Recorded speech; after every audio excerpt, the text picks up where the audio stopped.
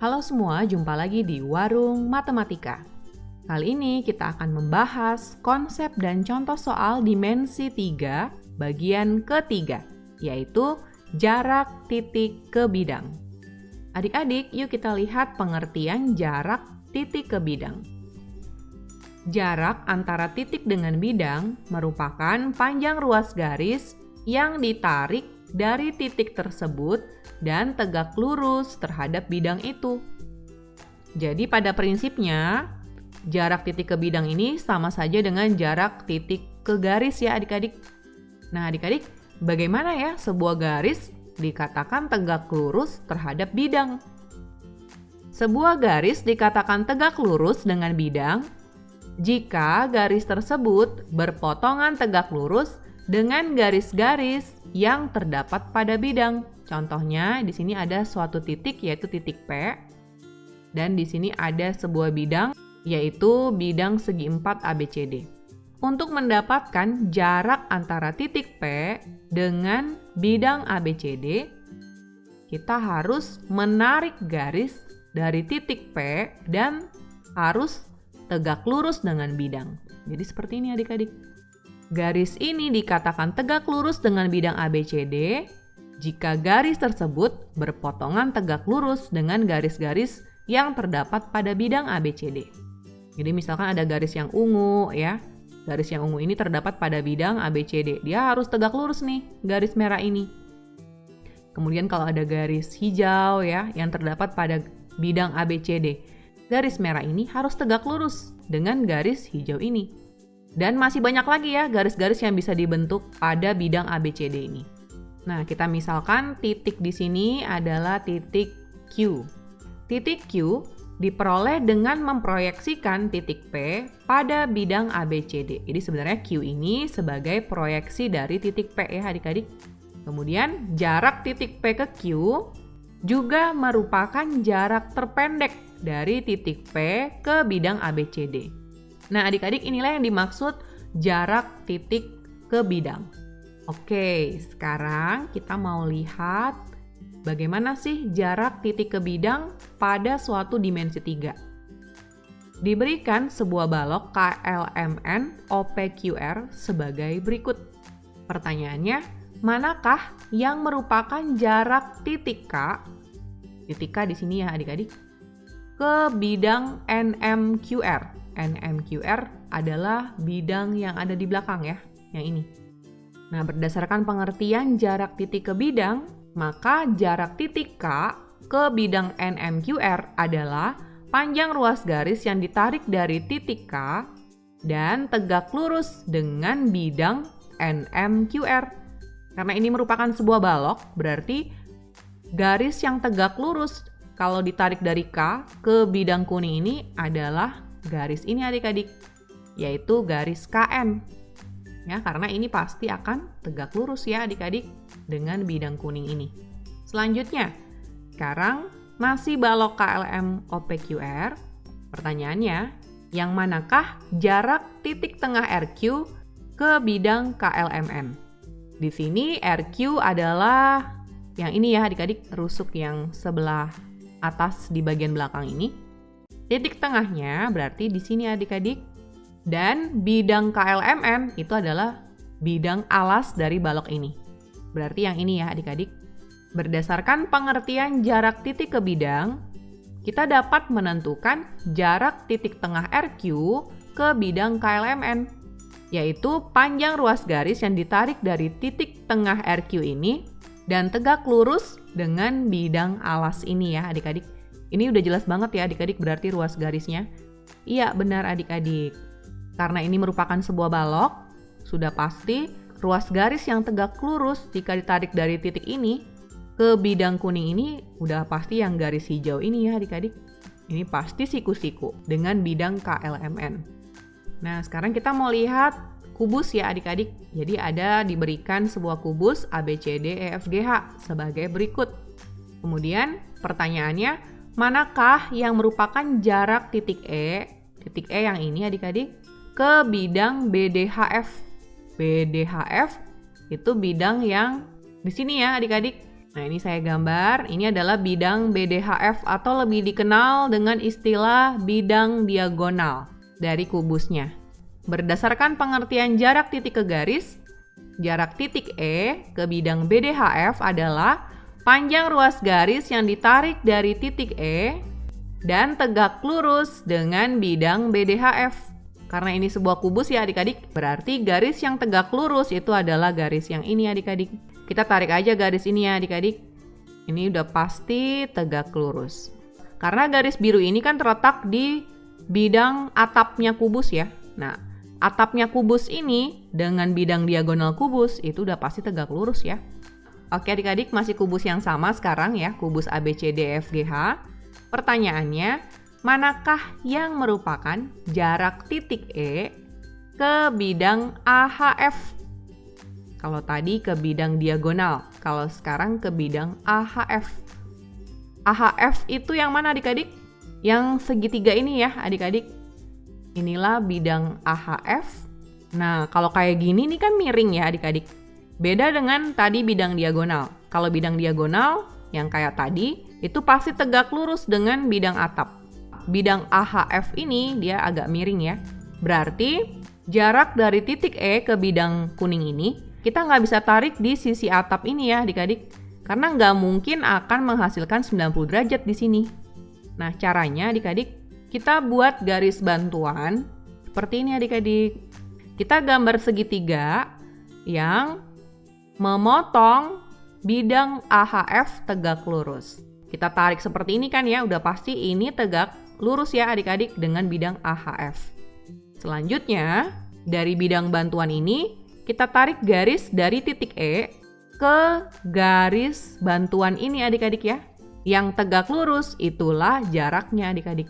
Nah, jadi inilah jarak dari titik E ke bidang AHF dengan menggunakan garis bantuan ya adik-adik.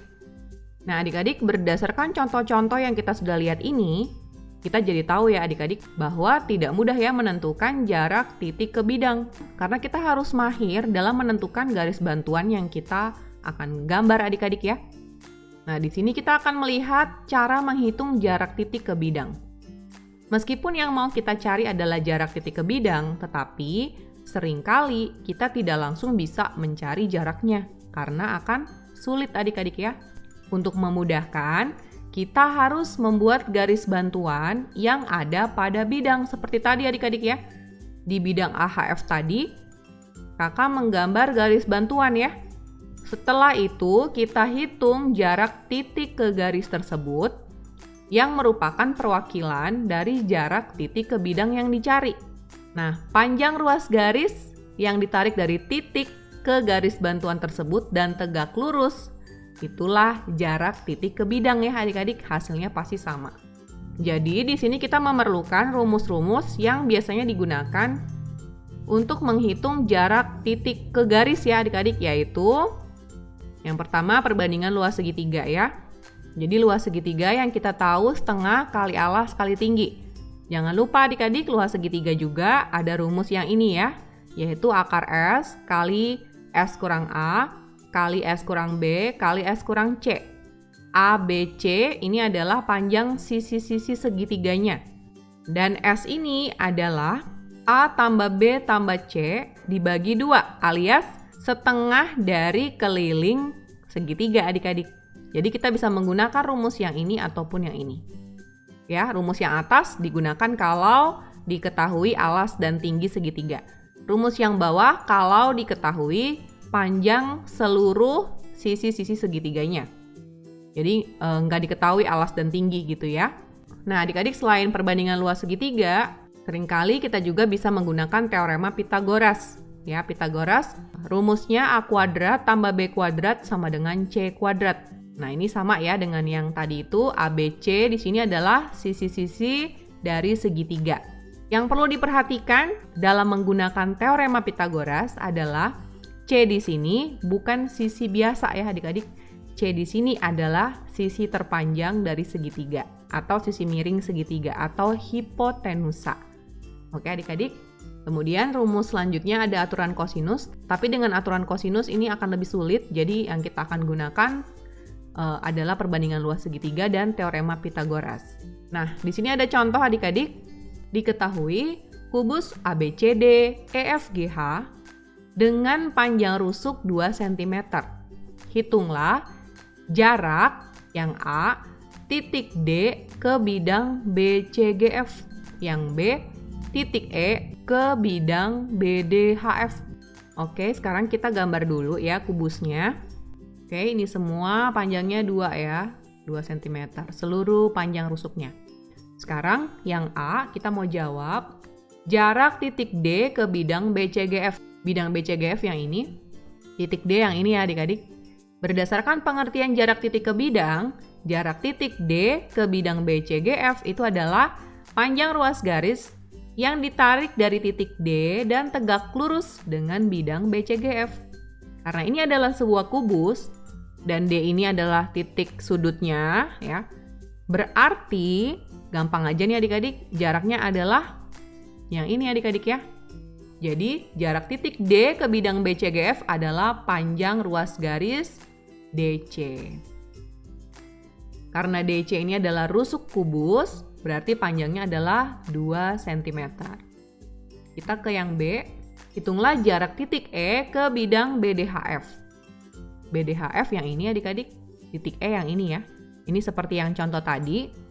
Karena BDHF adalah bidang diagonal dari kubus dan titik E itu adalah titik sudut ya, yang menghadap ke bidang diagonal, maka jaraknya adalah yang ini adik-adik ya. Garis yang ditarik dari titik E dan tegak lurus dengan bidang BDHF. Nah, kalau saya kasih nama misalkan panjang garis merah ini adalah X, di sini saya ambil segitiga ini ya adik-adik yang di dalamnya ada garis X-nya. Saya gambar lagi di sini. Jadi ini segitiga EHF ya. Yang atas ini saya gambar ya adik-adik. Kemudian garis X tersebut adalah garis yang tegak lurus dengan garis HF. Karena ini merupakan kubus adik-adik, berarti sudut di sini juga siku-siku ya. Dari segitiga ini kita tahu bahwa panjang rusuk kan 2 cm, berarti panjang EF 2 cm, panjang EH 2 cm ya adik-adik. HF ini berhubung dia adalah diagonal sisi pada kubus ya. Ini kan diagonal sisi kubus ya adik-adik. Kita bisa menggunakan rumus A akar 2. Karena dia diagonal sisi ya. Rumusnya A akar 2. A ini kita masukkan panjang rusuk. Jadi HF panjangnya 2 akar 2 cm.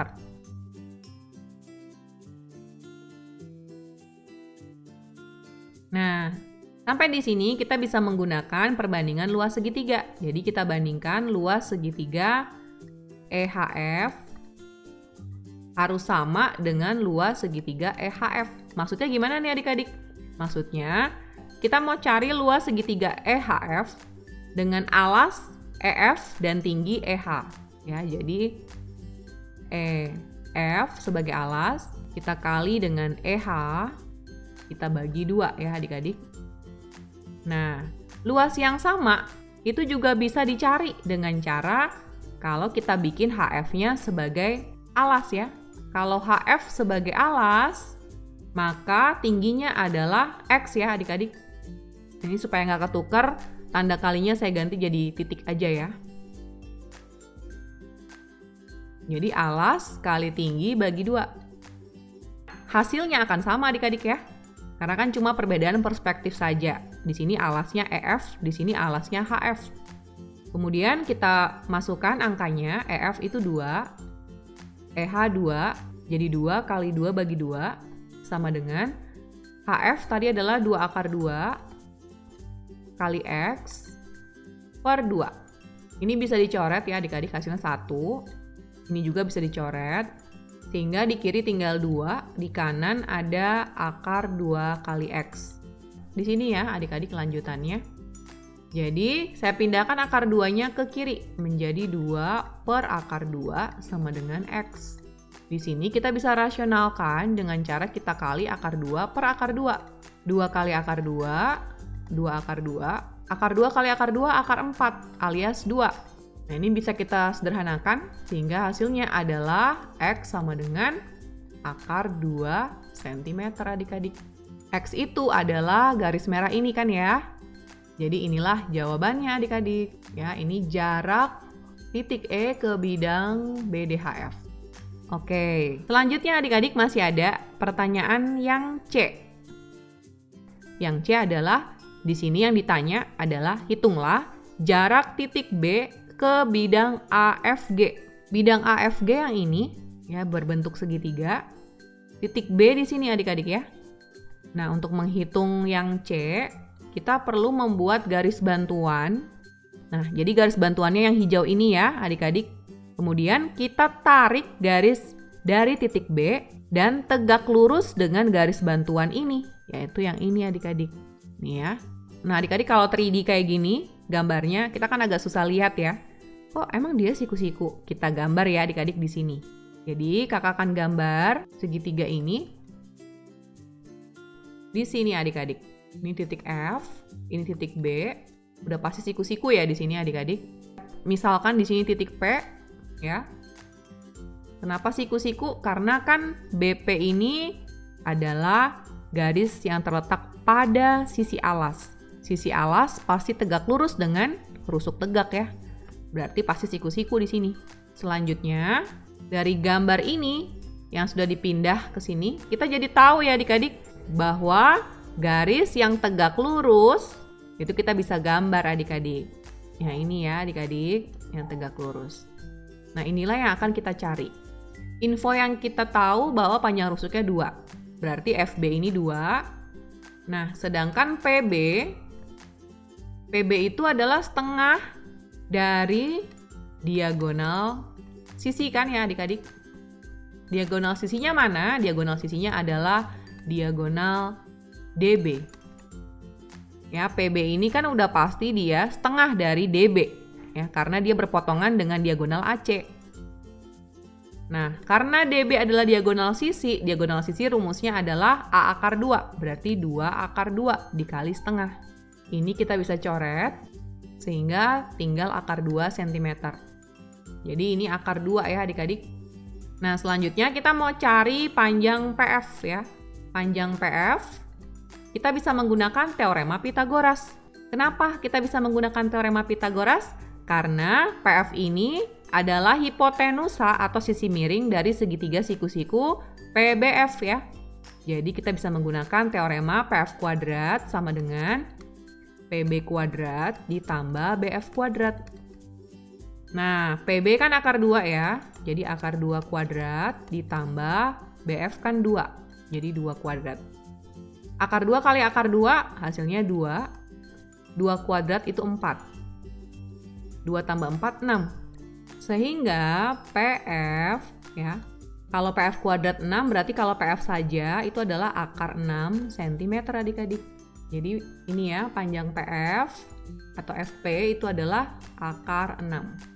Nah adik-adik sekarang kalau kita mau cari X, kita udah kumpulkan semua data ini, kita bisa menggunakan luas segitiga ya, perbandingan luas segitiga.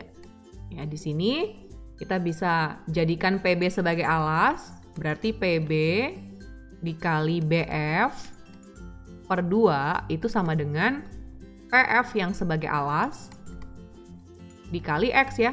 Kalau PF alasnya berarti tingginya adalah X per 2. Nah, PB kita isi akar 2, BF itu 2 per 2 sama dengan PF itu akar 6 kali X per 2. Adik-adik perhatikan, ini kita bisa coret ya duanya. Atau kita bisa coret 2 yang di bawah ini dengan 2 yang di bawah juga. Sejauh ini tanda sama dengan ya. Kita bisa coret.